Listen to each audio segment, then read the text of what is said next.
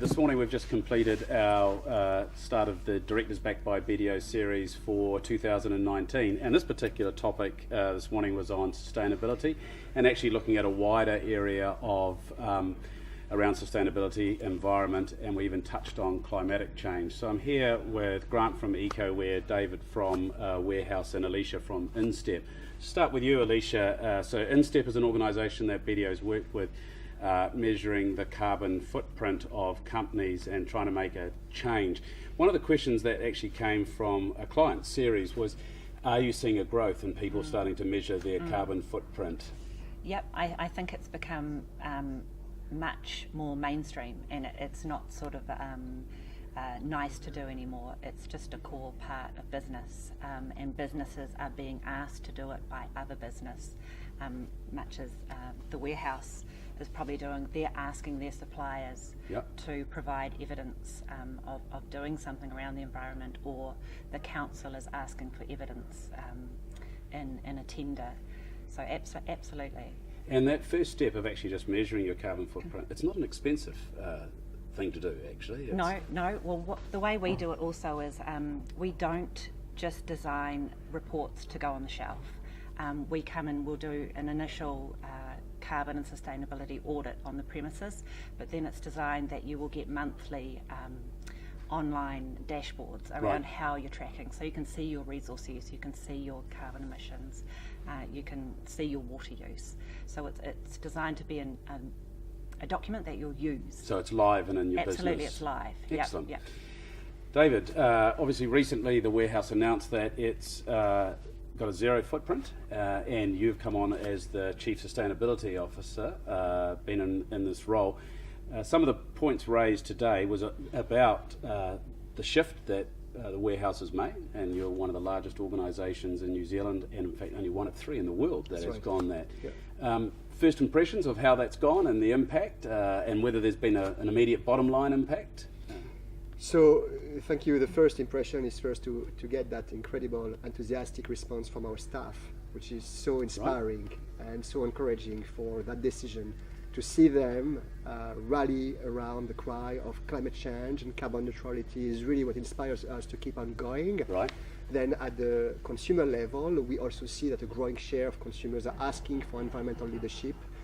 We've measured before starting the program what was the level of consumer awareness within our brands, and what we realize is that whether you talk about Torpedo 7, the warehouse, non-lemming, or stationery, all of them, consumers have various level of awareness, and all of them say that when they know, they prefer us to other brands, and that's something that you see across the board. So you see the warehouse will be a bit of a leader now? People will start following the trend? I think so. Look, there is obviously that sort of self-serving benefits from a marketing standpoint of brand preference, but there is also the leadership and hoping that other companies and other retailers will join the movement. Right. And one thing that I just touched on at the very end, I think you made a comment, you doubled down on it, was the climatic impacts. And I touched on the fact that businesses aren't most probably looking at, in their forecasts, a climatic impact on their business. Is that something that the warehouse is starting to look at, climatic impacts on their business? Yeah, so there is, I don't think you can operate a large-scale business today and not have a view on the impact of climate change in your operations. Whether you do logistics and shipping, or you have properties and real estate, it would be absolutely responsible at this day not to have an assessment of the risk you're running by running business against climate change. And we all know that you can't insure for everything. Grant, Ecoware, you've just joined the company recently as General Manager of Ecoware, and put a very convincing case about the journey.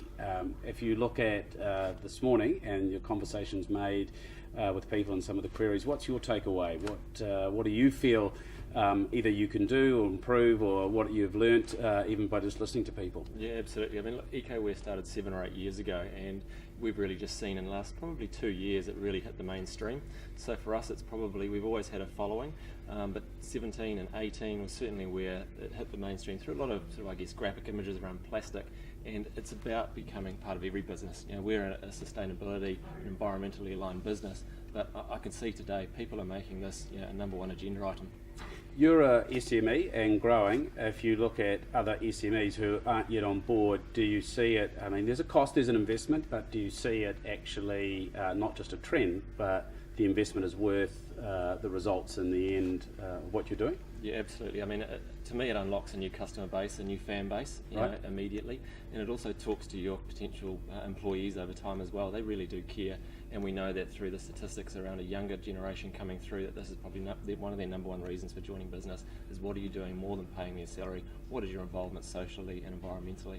Yeah, and surprising statistic, you indicated that actually while you might have 2,000 odd clients, you've got 16,000 followers on social media. So it just goes to show actually the power of what you do is not just by customers who use you, but actually by how the outside world sees you and interacts. Yeah, absolutely. It's part of sort of everyday life, I think, now, and people are sort of saying, why did we have, you know, a consumable throwaway item for 5 minutes, yet it might last 400 or 500 years? We don't even know that plastics have been around since the 50s and 60s.